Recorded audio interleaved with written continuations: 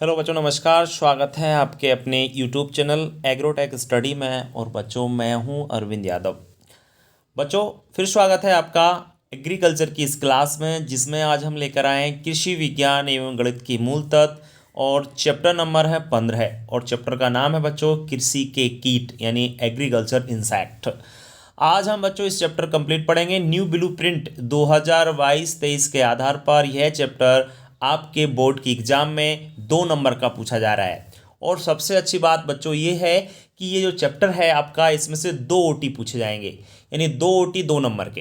तो बच्चों, इस चैप्टर में सिर्फ हम ऑब्जेक्ट टाइप क्वेश्चन पर फोकस करेंगे। ऑब्जेक्ट टाइप क्वेश्चन जितने भी हैं, जितना हम आपको कराएंगे, उनको कंप्लीटली आप लोग पढ़ लीजिए, अच्छी प्रकार से देख लीजिए, इससे बाहर बिल्कुल नहीं जाएगा। ठीक है ना? तो वीडियो स्टार्ट करने से पहले मैं आपको बताना चाहूँगा बच्चों, यदि आप हमारे यूट्यूब चैनल पर नए हैं तो चैनल को सब्सक्राइब कर लीजिए। सब्सक्राइब करने के बाद बेल आइकन को दबाना बिल्कुल ना भूलें, जिससे आपको नई वीडियो का जो नोटिफिकेशन है वो सबसे पहले मिल सके। ठीक है? ज़्यादा से ज़्यादा बच्चों तक आप वीडियो को शेयर करें और चीज़ों को जो भी हम समझाते हैं उसको अच्छी प्रकार से समझते चलिएगा, कहीं भी आपको कोई समस्या नहीं आएगी। ठीक है ना?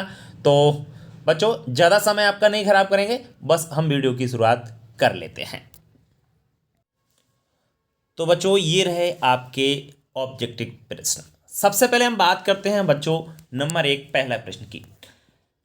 बच्चों, केंचुआ जो होता है एक किसान का मित्र कहलाता है। जी हाँ बच्चों, केंचुआ को किसान का मित्र कहते हैं। अच्छा, केंचुआ को किसान का मित्र क्यों कहा जाता है ये भी मैं आपको क्लियर कर देता हूँ। केंचुआ बच्चों मिट्टी में रहता है और वो मिट्टी को जो सड़े गले पदार्थ हैं उनको खाता है, और खाने के बाद मल के रूप में जो मिट्टी निकालता है उसको बर्मी कंपोस्ट कहते हैं। क्या कहते हैं? बर्मी कंपोस्ट कहते हैं बच्चों। और बर्मी कंपोस्ट इस प्रकार की एक खाद होती है जिसमें सभी आवश्यक पोषक तत्व, नाइट्रोजन हो चाहे फास्फोरस हो या पोटास, ये सभी आवश्यक पोषक तत्व पाए जाते हैं। इस कारण से ही केंचुआ को किसान का मित्र कहा जाता है, क्योंकि जो पोषक तत्व होते हैं वो फसलों के लिए जरूरी होते हैं। क्लियर हुआ कि नहीं? केंचुआ किसान का मित्र होता है, क्यों होता है ये भी आपका क्लियर हो गया होगा। दूसरा पॉइंट है हेक्सापोडा। हेक्सापोडा का अर्थ होता है जिसके 6 पैर हों। जी हाँ बच्चों, हेक्सापोडा, हेक्सा मिस होता है 6, जैसे पेंटा मिस होता है 5, उसी प्रकार से हेक्सापोडा जितनी भी आपके कीट होते हैं, इंसेक्ट जितने होते हैं एग्रीकल्चर में, जितने भी आपके कीट होते हैं, सभी के कितने पैर होते हैं? 6 पैर होते हैं। तो याद रखें, इसलिए हेक्सापोडा का अर्थ क्या कहा गया है? 6 पांव वाला। ठीक है ना? नेक्स्ट है लाख कीट। सब लोग जानते होंगे कि लाख कीट जो होता है इसका जो वैज्ञानिक नाम है वो होता है लेसिफेरा लाका। क्या होता है?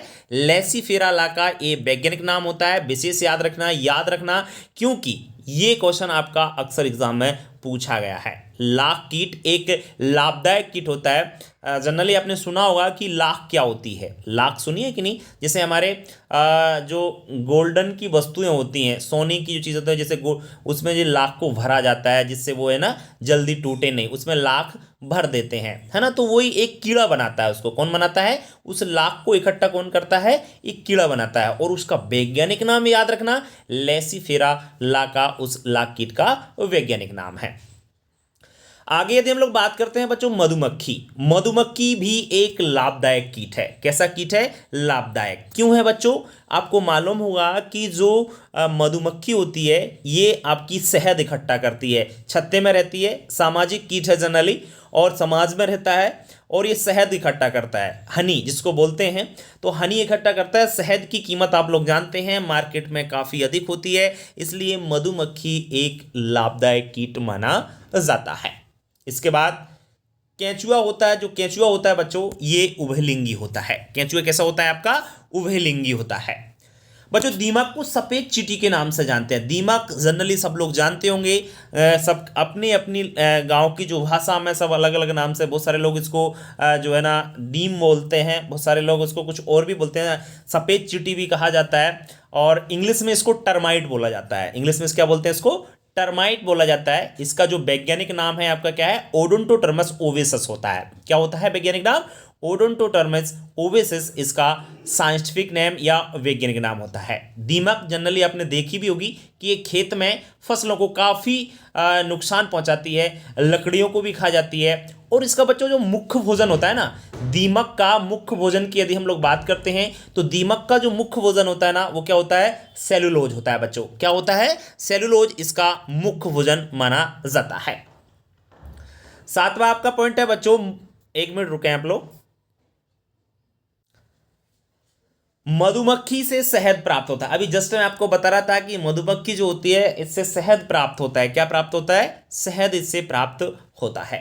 8वां पॉइंट है, टिड्डे जो होते हैं ये फसल के लिए काफ़ी हानिकारक होते हैं। टिड्डे बच्चों, टिड्डे जानते हैं सब लोग, जो आपके टिड्डे होते हैं ये आपके जनरली अगर आपने देखा होगा तो गर्मियों में ये आपके अटैक करते हैं और भारी संख्या में आते हैं, काफ़ी संख्या में होते हैं, टिड्डियाँ बोलते हैं जनरली, और काफ़ी संख्या में आते हैं और फसलों को एकदम से ये चट कर जाते हैं। तो काफ़ी हानिकारक इनको माना जाता है क्योंकि पूरी फसल को ये नष्ट कर देते हैं। 9वां पॉइंट है, केंचुआ का संघ। केंचुआ का संघ, संघ को फाइलम होते हैं, तो केंचुआ का जो फाइलम है वो क्या है, एनीलिडा। इंपोर्टेंट है, याद रखें केंचुआ का संघ क्या है, तो एनीलिडा। केंचुआ का वैज्ञानिक नाम की बात करें तो केंचुआ का जो वैज्ञानिक नाम है वो है फेरिटेमा पोस्थुमा। क्या है, फेरिटेमा पोस्थुमा आपके केंचुआ का वैज्ञानिक नाम है, याद रखें विशेषकर। 11वां पॉइंट है, प्रोस्टोमियम। प्रोस्टोमियम केंचुआ के शरीर का एक अंग है, विशेष याद रखना, कई बार पूछा गया है। प्रोस्टोमियम क्या है, प्रोस्टोमियम केंचुआ के शरीर का एक अंग है, ठीक है ना। विशेषकर आपको ये पॉइंट याद होना चाहिए।